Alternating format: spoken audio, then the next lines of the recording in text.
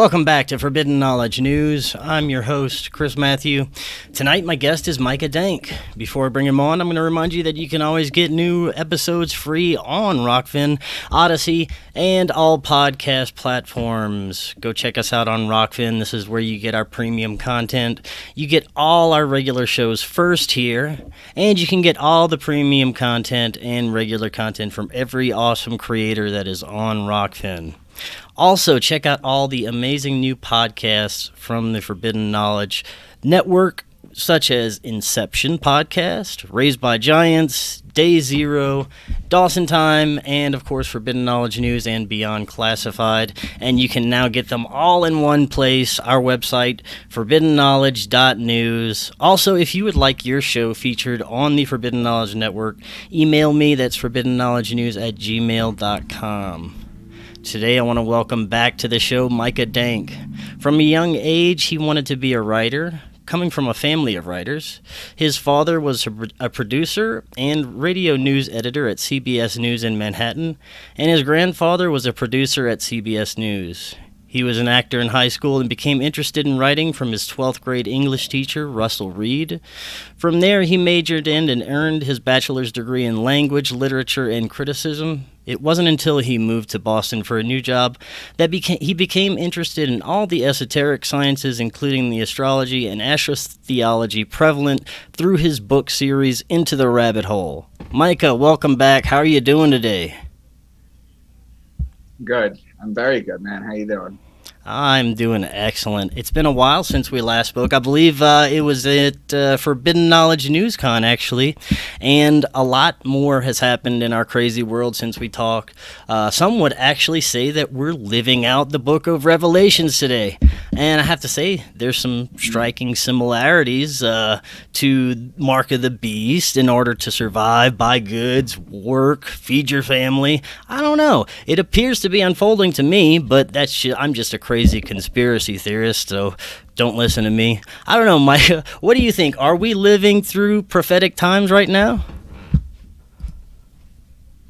I think a more honest approach to that question would be to say that the Book of Revelation was written, and those who are in charge of everything have kind of molded events around it, instead of the Book of Revelation being pre-written and it's just explaining everything today. Oh man, you just answered one of my later questions.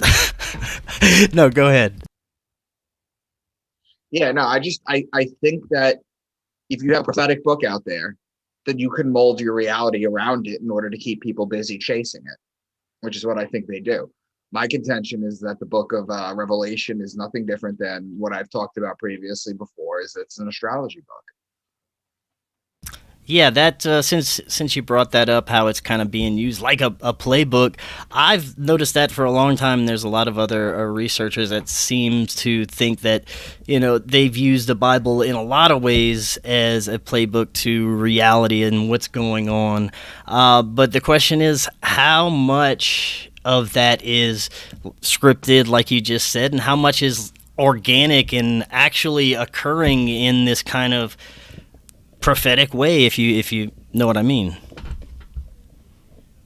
I mean, it's hard to tell. It's really hard to tell. I mean, well, do you think there's anything natural about this? Anything natural about any of the events of late that have happened that seem to be really prophetic and straight out the Book of Revelations? I think they're being created to give you that appearance. I think they're being created on purpose that way. You talked about the Mark of the Beast. Something comes up that looks like the Mark of the Beast, or you'll look at the 666 and you'll see that. Even though in one of my other podcasts, I talk about what 666 truly is. And I mean, that's basically it, to be honest with you. Like, I keep decoding other books, Gnostic texts, the Epic of Gilgamesh, Enuma Elish, books that have nothing to do with the Bible, and they're still astrotheology books. It's the common code in all of this, and that's basically what the books were set to initially say, is what they were. Well, since you mentioned 666, why don't you remind the audience what, based on your research, what what the meaning is. So you see something like this, and I do this in my Illuminati hand symbols presentation, which I don't think I've done with you yet. But you see this, you see the OK symbol, right? Or over the eye or something like that. And what they talk about is they're talking about the 6 here, the 6 here, and the 6 here is what they're talking about. Okay, and 666 is the mark of the devil. It's the mark of the beast. But in the book, it's actually called the mark of the man. Okay, it's the mark of man. Why is 666 like that? It's because there's 6 protons, 6 neutrons, and 6 electrons in carbon. And carbon is the life-based force. It's the sign of the man. Okay, and the sign of the man is the sign of Aquarius, which is the age that we're in right now, which is the sign of a man. So nowadays, what's going to happen is you're going to see a whole bunch of transhumanism going on. And that's basically going to be the new religion, because the old religion was Christianity, and that ended during the time of Pisces. See, it's no longer relevant. You know, I go into this with my studying. Before Christianity, you had Judaism. That was in the age of Aries. It's the ram. That's why they blow the ram's horn to the sky. You know, that's no longer relevant. You know, they kind of fell off a little bit, although they're still here. And then before then, you had the Egyptians. That's the age of Taurus. Okay, it goes backwards in the zodiac. And the Taurus, they had plenty of hieroglyphs with the bull with the sun between their horns. They're telling you they're worshiping the sun in the sun in Taurus. You know, it all ties into this. Yeah, it does. I mean, when you look at it from the aspects that you talk about, it seems pretty obvious that it was written as an astrology book or astrotheological, for astrotheological purposes. But to get into Revelations, where should we start with this? Because I know that you have decoded the book. I'm going to share my screen. We're going to start with this. I'm going to go over the 12 signs with you. Okay. All right. So let's start with the 12 signs. So the first sign I talk about is Aquarius, which is the man. Let me clear my graphics off the screen here. Give me 1 second so your screen share will work. Okay. And there we go. All right, you should be good now. There you go. There you go. So we have Aquarius, which is the first sign, which is represented by the man. And it's the story of the man with the water pitcher. Okay, so whenever you hear words like son of man, man, baptism, because this is how you baptize someone. It's a man with a water pitcher. Okay, fountain, stream, river, lake, pond, for example, water bodies. They're talking about Aquarius. Then Pisces is the sign of the 2 fish in the water. So whenever they're talking about Leviathan or fish or water, they're talking about Pisces. Or in the book of Jonah, they call it a great fish. You know, it's not necessarily a whale, it's a great fish. But basically, fish in the water is Pisces. Then Aries is the ram. And in Aries, you have March 21st, which is the spring equinox. It's a 12-hour day, 12-hour night. It's also the Passover, or the passing over of the sun over the equator and back on its way to its height in the summer solstice.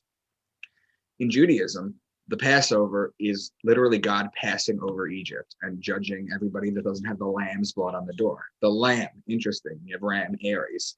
Anybody who didn't have the lamb's blood on the door, their firstborn sons would be killed. That was the 10th plague, and that's what kicked off Exodus. And that's what got Moses to get the Jews out of Egypt, even though there's no evidentiary evidence, I should say, not to use that word twice, from Egyptian records that Exodus ever happened. And they used to keep meticulous records, okay? Even stuff that was not so flattering to them, they used to keep records of, and there's no mention of Exodus. But nonetheless, if you believe in the story, now in Christianity, the passing over is changed, and it's called the resurrection of God's son. So you have the Passover over the equator and the resurrection of the sun. It's 2 different meanings, but it means the same thing. So whenever you hear ram, lamb, shepherd, ram's horn, Jews, things of that nature, they're talking about Aries. Then Taurus is the bull. And when you look in the sky and you see Taurus during the season where it's supposed to be, you know that you need to put the plow on the bull so that you can plant the seed so that you can harvest in Virgo and Libra. So whenever you hear bull, ox, calf, cow, for, example, they're talking about Taurus. And Gemini is the twins. It's the story of Castor and Pollux Troy, whose sister was Helen of Troy. It's the story of Achilles. So whenever you hear twins or brothers, they're talking about Gemini. Then Cancer is the crab, and it's a sideways moving creature. Okay, so we don't walk sideways. Okay, the only time we ever shuffle sideways is if we're doing like a basketball or a football drill or a soccer drill. That's the only time you ever shuffle sideways. It's not a natural walk for us, but the crab does. That's how the crab walks. Okay, the reason the crab is because in Cancer you have June 21st, where the sun literally walks sideways. So what happens is, starting on December 25th, the sun rises a degree a day on its axis. Every day it rises an additional degree, a degree, until it hits June 21st. Then it stays at that height. And then the next 3 days, it stays at that height. It walks sideways. It does not rise or drop a degree. Then on June 25th, it drops a degree. And then it continues to drop a degree every single day until it hits December 21st, which is the winter solstice. The sun doesn't even come up over the equator on the horizon. So the ancients used to say God's sun was dead. And then just like in June, it walks sideways for 3 days. So they used to say God's sun was dead for 3 days. That's where that comes from. And then it rises on December 25th, which is why all the ancient gods are all born on that day. Okay. So now every time you hear the word crab or beetle, and the reason it's beetle is because the Egyptian zodiac didn't have a crab in Cancer. It was the scarab or the beetle. That's why St. Augustine called Jesus the good beetle. Okay. Now Leo is the king. He's the lion. He's the king of the jungle. The ruling planet of Leo is actually the sun. So whenever you hear lion, lioness, or cub, they're talking about Leo. Then Virgo is the woman holding the wheat stalk. So remember before when we were saying that you plant in Taurus with the bull, the virgins would cultivate the wheat in Virgo in order to make the bread for the year. So this is virgin wheat, grain, seed, barley, things of that nature. Okay, that's Virgo. Then Libra is the justice. It's the scales, it's the balance, it's the just one. And the reason it's justice is because it judges God's sun as it passes over the fall equinox and begins its descent into winter, into cold, into death. So you have the spring equinox, okay, the Passover, the resurrection of the sun, because Easter and Passover are both in Aries. They always are. It's the start of the year. It's celebrated as it goes over the equinox. Well, here it's kind of mourned because it's going over the equinox again, and it's going to be sentenced to winter, to cold, and to death. Okay. So anytime you hear the word law, judge, justice, the just one, divorce, marriage, court, things of that nature, they're talking about lawly things. They're talking about Libra. Whenever you hear about wine, vineyard, wine press, they're also talking about Libra, because Libra is also wine season. That's when you plant in Taurus the grapes, the seeds, and then in Libra you can pull the seeds off. You can pull the grapes off of the off of the bushes and make the wine for the year. Olive oil is also in Libra. Okay, so you make the olives. Okay, you press the olives into oil. So you have everything lawly, everything wine related, grape related, juice related, everything olive oil related is also in Libra. Then Scorpio is the scorpion, and he is known as the betrayer. So when a scorpion bites you, it leaves an imprint in your skin that looks like a pair of lips. It's why the mafia has the kiss of death, and it's why Jesus was betrayed by Judas with a kiss, because Judas represents one of the 12 zodiac signs, as all the zodiac signs are represented by the 12 disciples. Okay, and Jesus betrayed him with a kiss. He could have pointed him out, stoned him, had someone grab him. I mean, a million different things he could have done, but he betrayed him with a kiss because it's a metaphor for Scorpio. So Jesus is the sun and Judas is Scorpio. So the Scorpio is the betrayer. So the sun is judged in Libra and betrayed in Scorpio. And then finally in Sagittarius, this is where the bow and the arrow shoot the sun and inflict further punishment on the sun. This is where the sun dies. The sun always dies in Sagittarius. So every time they're talking about a death in the Bible, they're talking about Sagittarius, because this is the day and year of death. So whenever you hear horse, bow and arrow, spear, horsemen, things of that nature, they're talking about Sagittarius.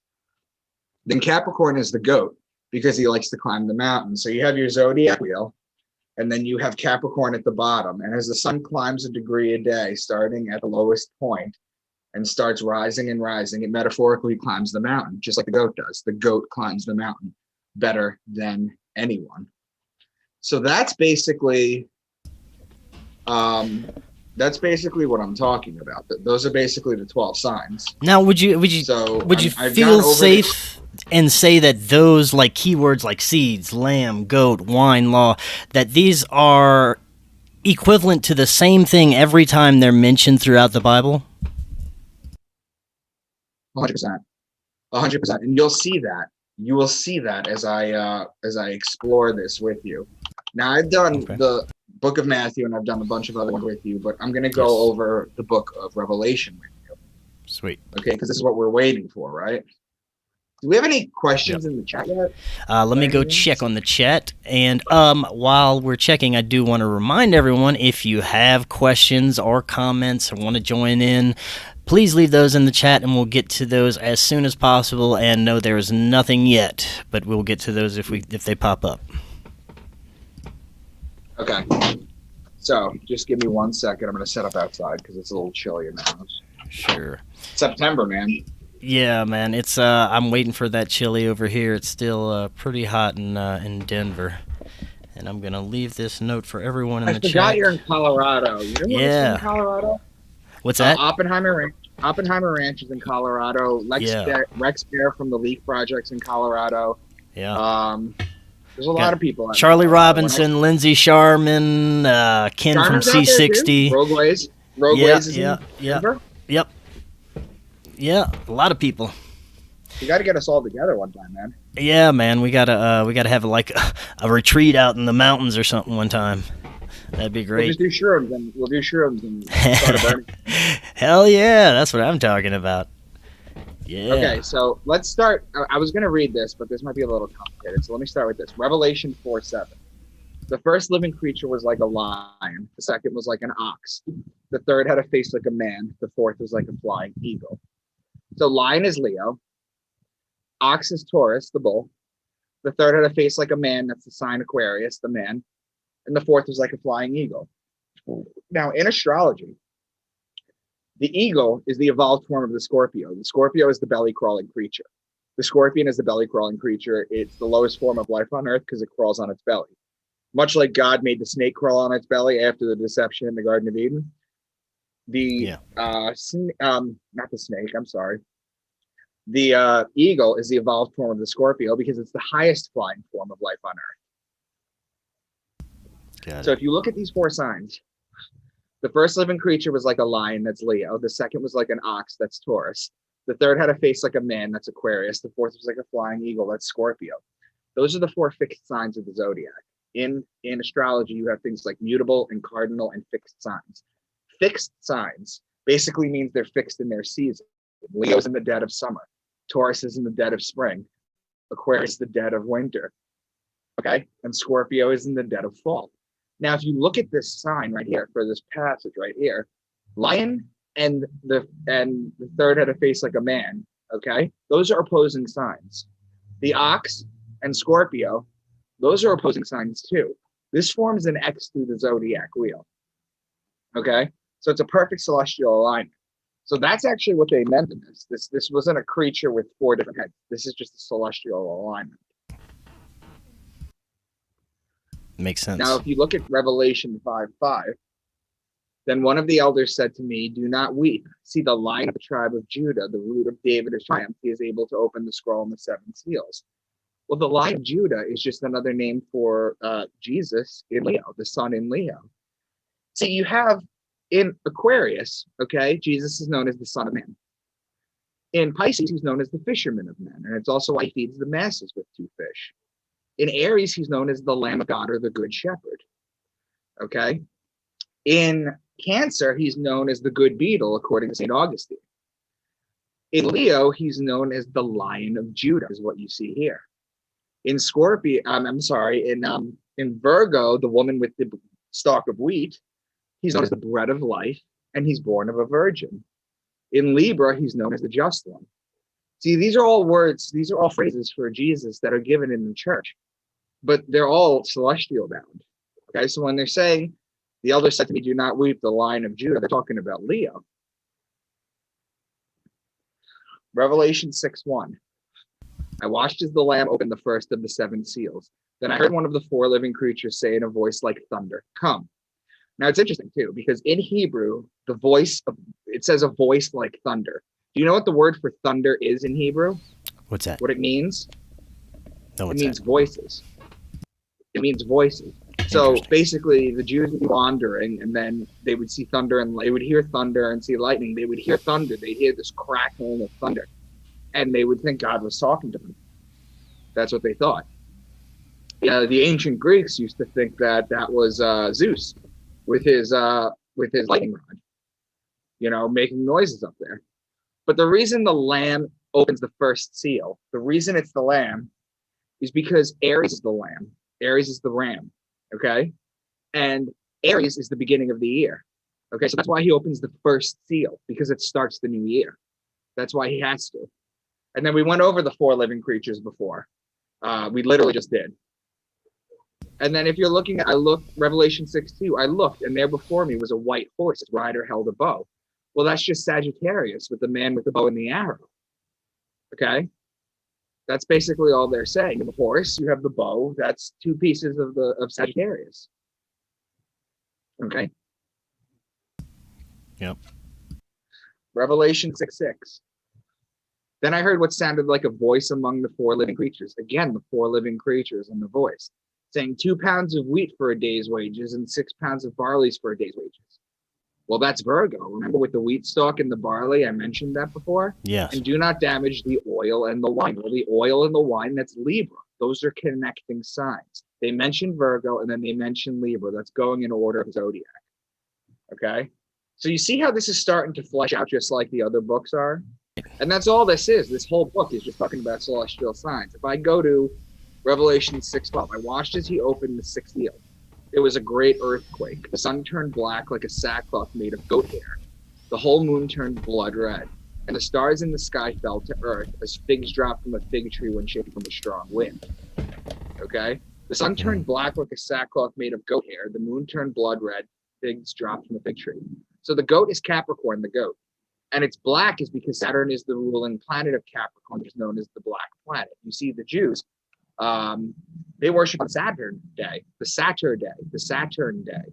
Okay, when they pray, they have a black cube on their head, and then they wrap the tefillin around their hand, much like my bands right here, 7 times. 7 times. Okay, the Muslims, they walk around a black cube called the Kaaba in Mecca. Yeah. Okay, so it's Saturn worship, and the moon turned blood red. So they mentioned Saturn, and then directly across from Capricorn, its cross sign is Cancer, whose ruling planet is the moon. So the first time figs are good to eat are June or Cancer, and the second time they're good to eat is August, October, which is basically Libra. Revelation 7:4. Then I heard the number of those who were sealed, 144,000 from all the tribes of Israel. Now, have you heard of this phrase before? I have. Yes, right. I have. I've done the meaning. You know that in religious circles, they're talking about, they think that only 144,000 people are predestined to go to heaven. That's what they take from this. Correct, yes. But they neglect the ancient science. Are you familiar with the, what is it called? The chakras. Yes. You're familiar with the chakras, okay? So they borrowed this science. Now watch this. This is 144,000. There are 7 chakras. The root has 4 petals. The sacral has 6. The solar plexus has 10. The heart has 12, and the throat has 16, which equals 48. The third eye chakra is represented by 96 and only has 2 petals because it is 2 times as powerful as the lower chakras. So 48 times 2 equals 96. Now the crown chakra is 1,000 times more powerful than the lower 6 chakras. When you add the lower 6, you get 96 plus 48 equals 144, and you times that by 1,000, and you get 144,000. What they're encoding in here is they're telling you that when you've activated all your chakras, that's when you get to see God. That's when you go to heaven. It's important to know, too, that Christ is Christos, and in Greek it means oil. So the oil travels up your spine, which is known as Jacob's ladder, all 33 of them, significance of the number 33. Okay, and sets in your pineal gland, and the explosion brings about your resurrection. These are all just metaphors for ancient sciences and for astrology. So that's what the 144,000 is about. Now, Revelation 9:3, and out of the smoke, locusts came down on earth and were given power like the scorpions on earth. Scorpio, okay, the power of Scorpio is the betrayer. Okay, and that's what locusts do, is when they come plagues, and what they do is they betray, just like the scorpions, because they betray those who are on earth, who are praying to God and everything, and then suddenly these these swarms of locusts come down and they destroy everything. So they betray humanity. Okay. Now watch the next phrase, 9:7.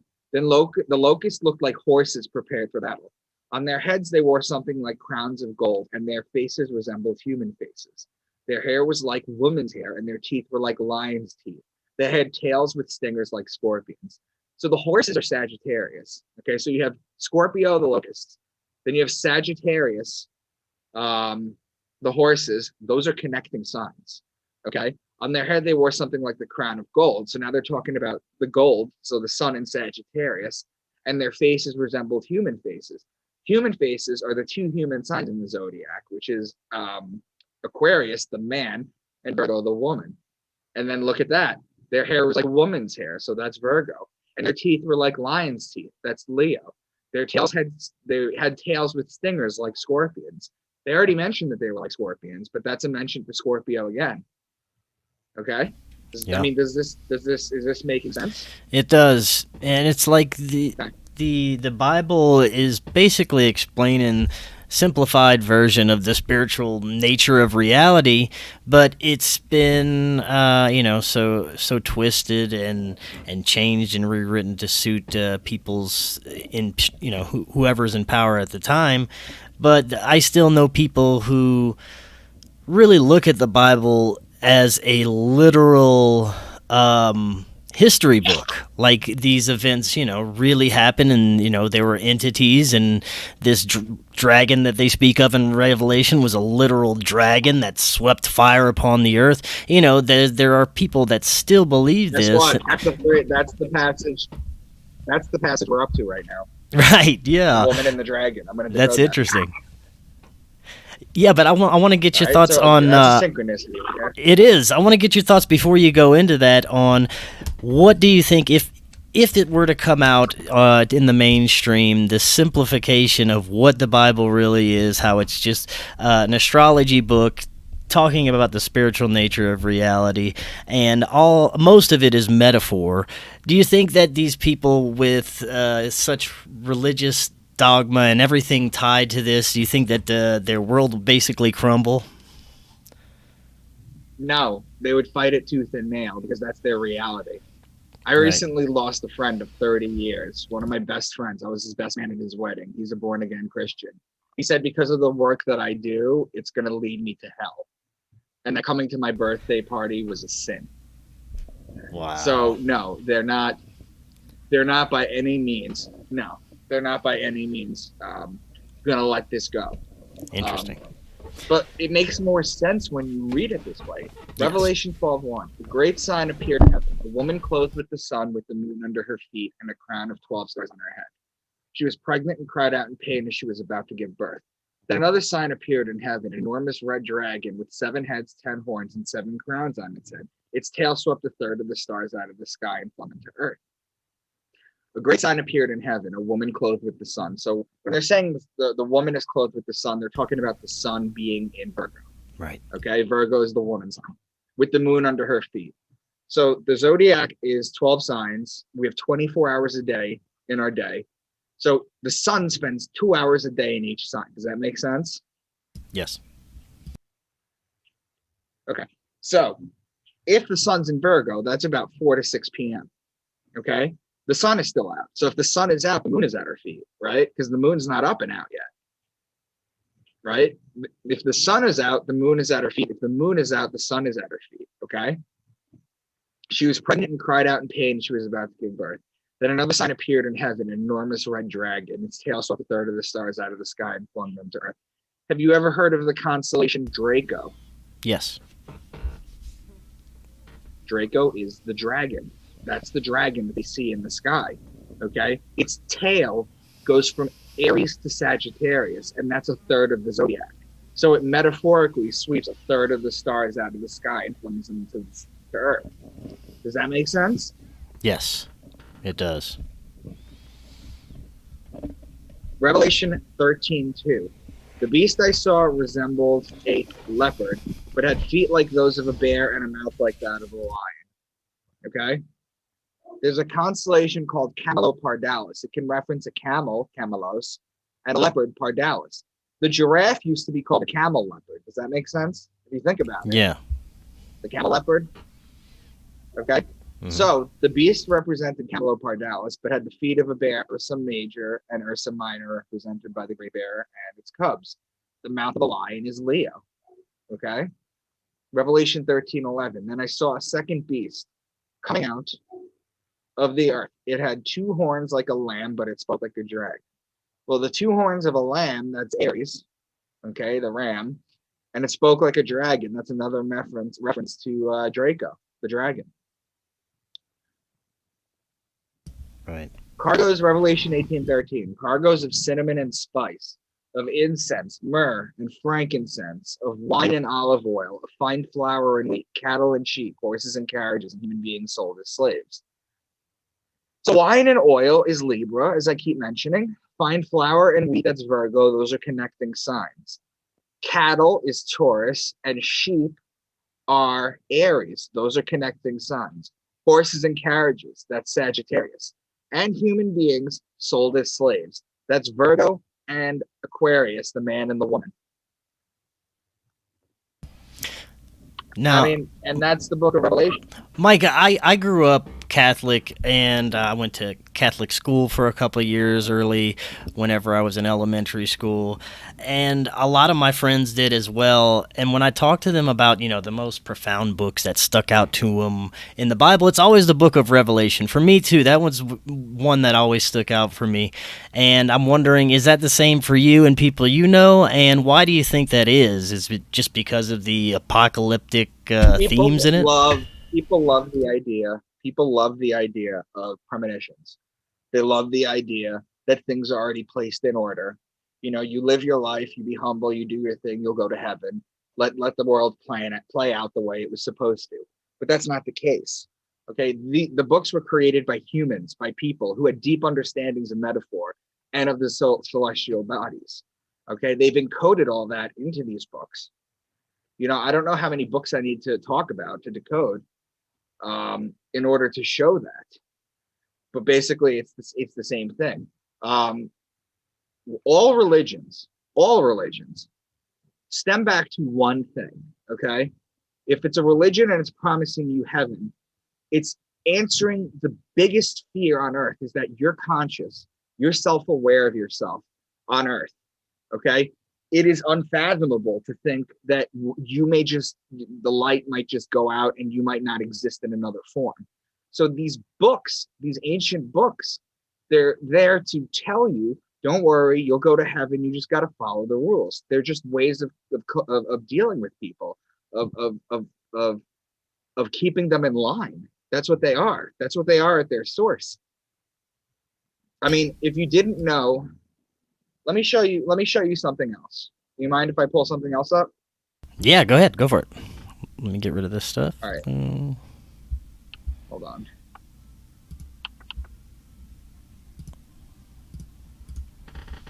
You familiar with the Book of Enoch? Yes. I actually have it here on my shelf. All right, let's do that real quick.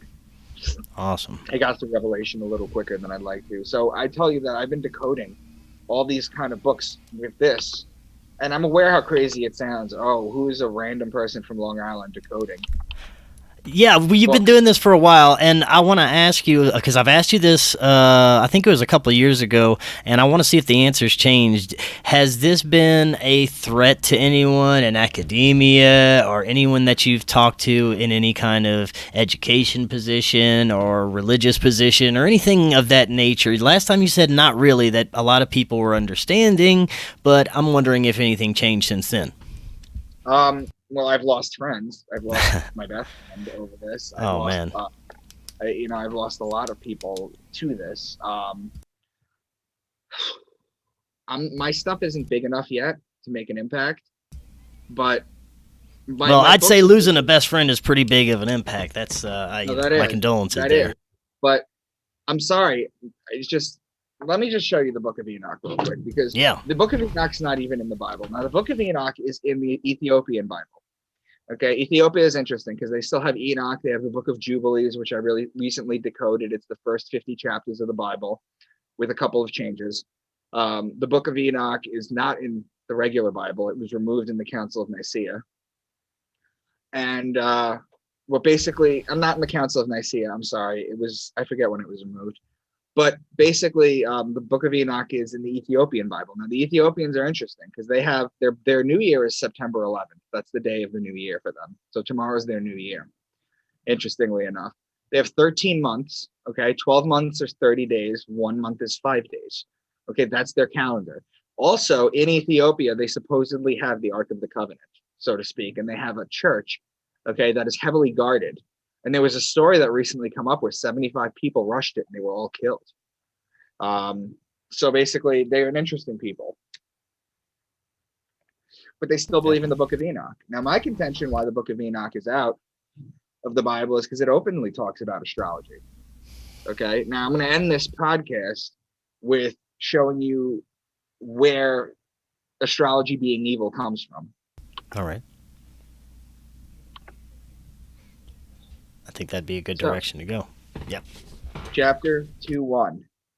Observe ye everything that takes place in the heaven, how they do not change their orbits, and the luminaries which are in heaven, how they all rise and set in order in each season, and transgress not against their appointed order. That you see that a lot. Transgress not against their appointed order. God created it to not transgress.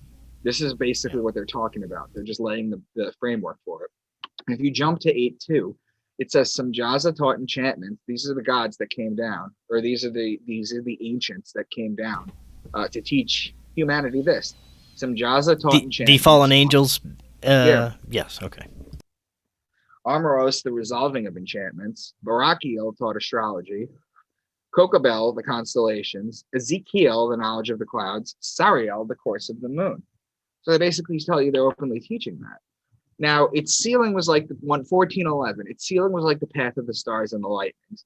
And between them was a fiery cherubim, and the heaven was as clear as water. This could mean the sign Aquarius or Pisces, as they're both water signs. And we're going to figure out which one it is shortly. 1413. And I entered that house, and it was hot as fire and cold as ice. The sun has entered either Aquarius or Pisces, as mentioned in the previous one. As those are winter months, the sun is both a flaming ball, which is hot, but it's in the middle of winter, so it's hot and cold as ice. Does that make sense? Yeah. Okay. And behold, I beheld a vision, and lo, there was a second house greater than the former, and the entire portal stood open before me, and it was built of flames of fire. And in every respect, it excelled in splendor and magnificence and extent that I cannot describe to you its splendor and its extent. And its floor was of fire, and above it were lightnings of the path of the stars, and its ceilings were also flaming fire. And I looked and saw therein a lofty throne. Its appearance was as crystal, and the wheels thereof as the shining sun. So the sun is in its kingdom, Leo. Okay. I mentioned before, when the sun is in its kingdom, okay, the sun is in Leo because the ruling planet of Leo is the sun. So that's when the sun enters Leo for that sign. Okay. Yeah. The sun is home. It's in its kingdom. Leo is the dead of summer, okay? That's one of the fixed signs of the zodiac. The sun is the ruling planet of Leo, so that's its home. Also, before now we know they were talking about Aquarius, not Pisces, because Leo and Aquarius are opposing signs. And if you've been following my work, you'll know that they're always talking about neighboring signs or opposing signs. That's the code that they go through this. Okay, it's neighboring sign and it's cross sign. Now, Micah, you may break a lot of researchers' hearts with this question, but these fallen angels, are they just symbolic as well? Do you believe? Because a lot of researchers have invested a lot that believe that these were real entities that came down and taught humans sin and all this forbidden arts and such like that. What do you think? I'm tossed on that, and I'll tell you why. Okay, I think it is entirely possible that there were other entities, not angels, but entities, maybe ETs or from else that taught us this, that were so far advanced that taught us this. And I'll tell you why I believe that. 40,000 years ago, okay, some people in a cave in Lascaux, France. That's why it's called the Lascaux Caves. Let me show you this. It's easier if I show you. Do you mind? Yeah, go for it. Go for it. And while he's doing that, I want to remind everyone in the audience, you guys have any questions or comments, pop those in the chat, and we'll definitely get to them. All right. And yeah, I've heard this story that you're about to tell before, and it's pretty profound, the jump in advancement that humans had all of a sudden, you know. Right. So the Lascaux Caves, 40,000 years old. Okay. So there were these people that went into the Lascaux Caves in the last couple hundred years. And when they went in there and they went into the back of the cave, okay, they saw shit like this. Okay. This was etched into the wall. Now, on the up left, you see Taurus, which we know is the bull. On the right, we see the many faces of the lion or the lioness. That's Leo. And on the bottom is the horse. That's Sagittarius. They carbon dated the wall, and it came out to about 40,000 years plus or minus 5,000 years. What they then did was they brought an astronomer and an astrologer in, okay, with a computer program, because we have the capabilities to do this now. And what they basically did was they rewound the sky 40,000 years to see where everything was located. Okay. And when they printed out what they had and they superimposed it over this cave wall, okay, they basically, all of these constellations were in the right place. Now, the other interesting thing, too, is June 21st being the summer solstice. Okay. On that day and only on that day, the sun shone into the cave and bounced off its wall. Okay. So for 40,000 years, we've had a working knowledge of astrology. Okay. It is the oldest science.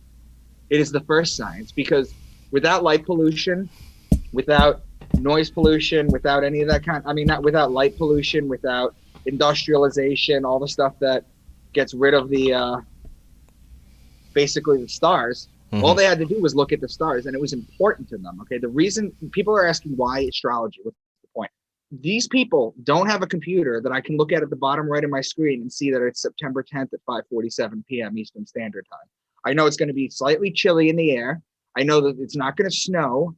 I know that the sun's going to go down into it. They didn't have that. They had a sundial. They basically had to track everything. They had to know when to plant. Taurus. If they didn't see the bull and they didn't plant in Taurus, then they weren't going to be able to harvest in Libra and Virgo and Libra. They weren't going to eat. Okay. Winter was going to come. Okay. They make a joke about it in Game of Thrones. Winter is coming, but that was a serious thing. When winter comes, everything goes dead. It's very cold outside. The animals come out. People get sicker. People get, and they didn't understand colds and the flu. They just thought that they were being possessed or whatever. That's basically what it was. This is why they embedded all this important information, because this was survival. Yeah. Okay. Everything that I'm teaching about astrology, okay, this is survival. Now, and a lot of people don't even think about how clear the sky was in ancient times. I mean, now there's so much light pollution, there's so much pollution, all the things that block our views of the stars at night. I mean, I've gone out to the middle of nowhere in the desert, with night vision goggles, and that, that's pretty clear. I can see a lot, but I can't imagine in ancient times with zero light pollution what these ancients could see as far as how far they could see out into the sky and stars. You can go to northern countries, there's parts of Canada, everything, Aurora Borealis. Yeah. You can see the whole Milky Way. Right. You can see everything. Most people don't get to see that, but yeah, there are still places, and it's hard for people to fathom that. And it took thousands and thousands of years, but what they ended up doing was they ended up tracing all this stuff, and passing it down. And the reason they passed it down through the Bible and other important texts, like Gnostic texts or things that didn't make the Bible, or like the Enuma Elish or the Epic of Gilgamesh, things like that nature, is that these were the important books that they were reading back then. Okay. And absolute power corrupts absolutely. So there's always been people who are trying to get in power. The idea of the New World Order, this and that, is nothing new. There were always people trying to get in power, and if they just openly talked about this stuff, they knew people would know how to survive. They wouldn't need the government. They wouldn't need any of that. That makes sense. They wouldn't need the pharaoh. And it simplifies a lot of spiritual questions. It does. I mean, you've got dream interpreters. That's what Joseph was. Joseph was a dream interpreter for the king. And they had dream interpreters. Because they had to know, are the crops not going to grow? This is the sacred information that they needed. Yeah, it makes sense.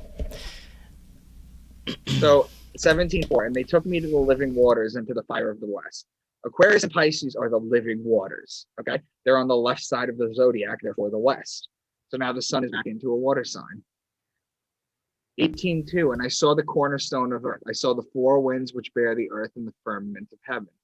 The four winds are the cross that the entire zodiac has. When you connect the solstices with the equinox, you get the cross. People cross themselves all the time, and they don't realize what they're doing is they're crossing the solstices and the equinox. That's God's cross. Okay, that's the sun. That's the sun dying on the cross. That's the cross. Yeah. Okay. 1813. I saw there 7 stars like great burning mountains, and to me, when I inquired regarding them, the 7 stars are also known as the 7 sisters of the Pleiades. Now, whether or not you believe that the Pleiadians exist or they're real or they're here to help us or whatever is irrelevant. When they're talking about 7 stars, they're talking about the 7 sisters. Right. Okay. 21:3. Again, and I saw 7 stars of the heaven bound together like great mountains in burning fire. Again, that's the Pleiades. And I saw one who had a head of days, and his head was like wool, was white like wool. That's sheep, Aries. Right? Yeah. So far. And with him was another being whose countenance had the appearance of a man. This is the Son of Man who has righteousness. I've mentioned before the Son of Man and the appearance of a man, that's Aquarius. Okay? Right. And in that place, I saw the fountain of righteousness. I mentioned the fountain was Aquarius. You're just looking at the man with the water pitcher. You're talking about baptism, fountain, lake, stream, river, pond, things of that nature. And all the thirsty drank of them. They were filled with wisdom. And at that hour, the Son of Man was named, and that's Aquarius. Okay? For wisdom is poured out like water, Aquarius, and he shall judge the secret things. Libra, the scales of justice. That's the judging. And in those days, the mountains leap like rams, Aries, and the hills shall also skip like lambs, Aries, satisfied with milk, the Milky Way galaxy. Okay? See, there's a group of stars in the sign Cancer called the Beehive Cluster. So that's where the honey metaphorically comes from. The milk comes from the Milky Way galaxy. The center of the Milky Way galaxy is in Sagittarius. So your land from Cancer to Sagittarius, that's your land of milk and honey. Okay? That's the land of milk and honey. It's not a place on Earth. That makes Okay? sense. It's a celestial thing that takes up 5 of the zodiac signs.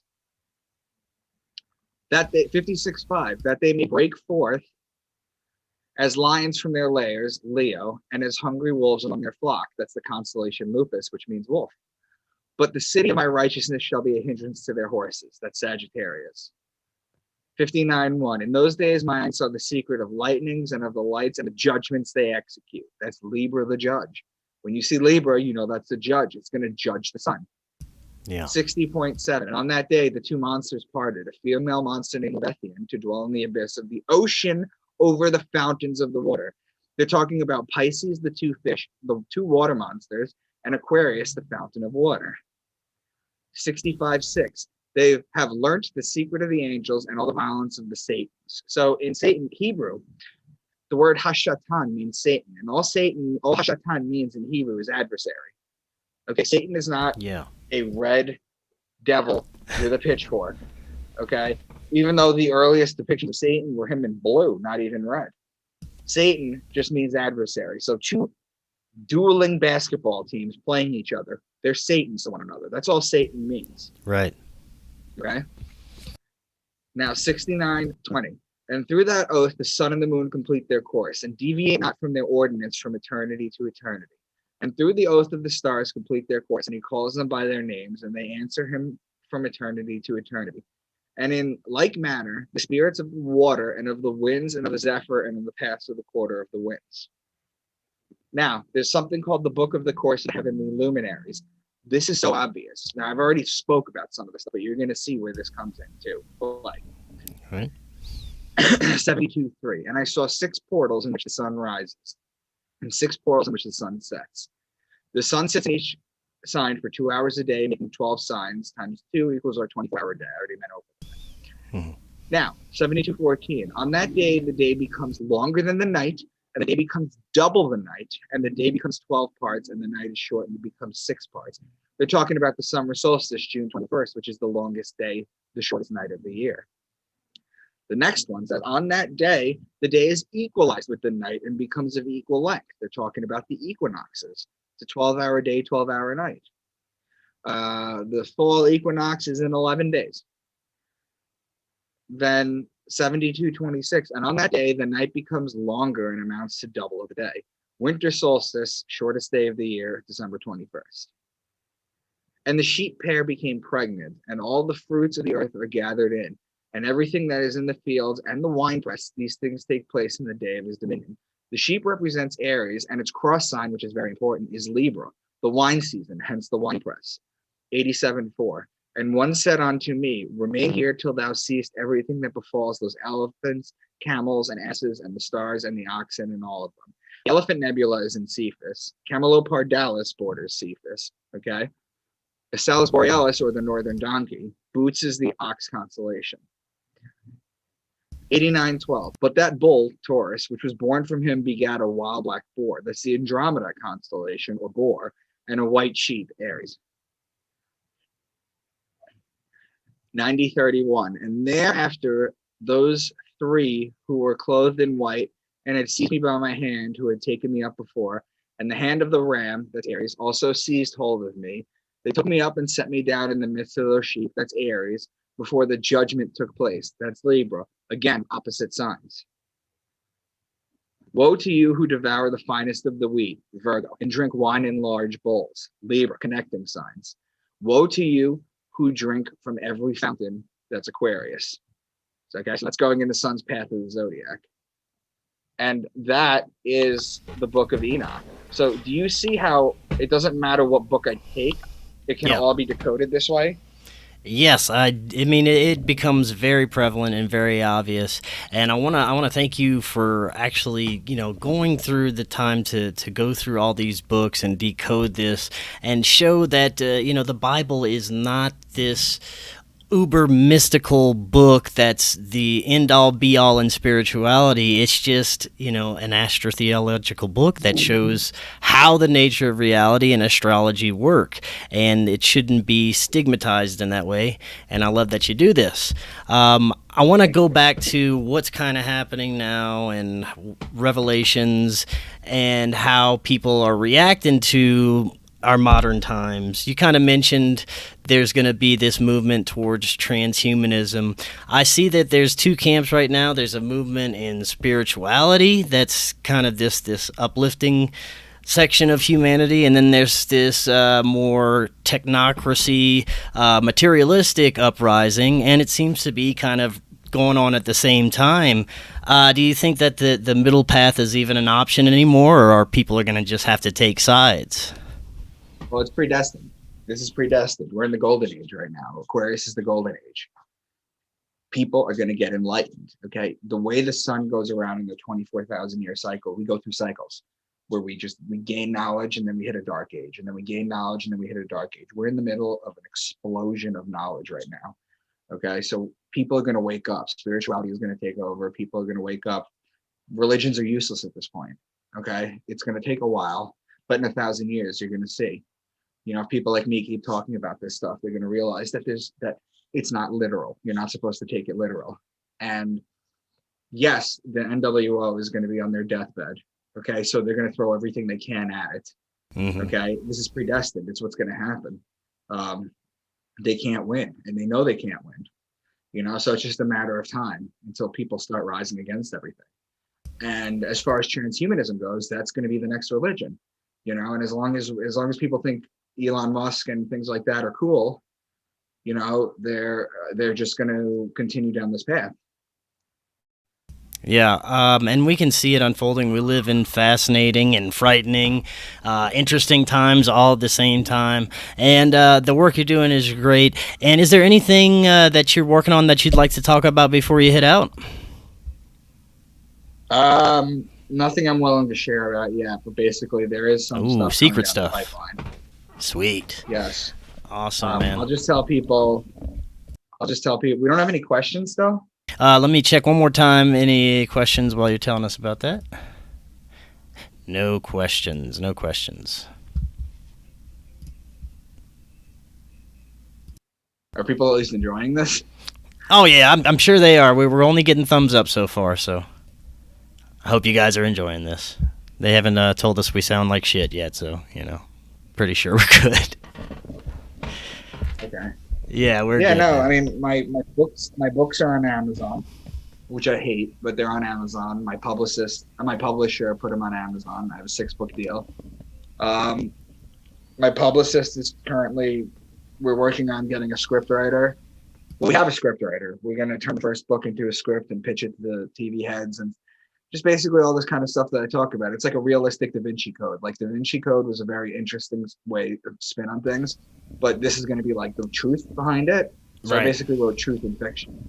So the series is called Into the Rabbit Hole, or if you reach out to me on Twitter, Facebook, or Instagram at Micah Dank, I could send you signed copies of the book so you can buy the books directly from me if you don't want to give money to Jeff Bezos. Great. Yeah, great stuff. Keep up the good work, and we look forward to anything coming out in the future. Thank you so much for coming on, Micah, and sharing that with us, and we'll have you back on. We'll talk about some interesting and prophetic stuff soon. All right. Thanks, man. Thanks for having me. Awesome. Until next time, everyone, have an excellent evening, and we'll talk again Sunday with Day 0. Have a good one.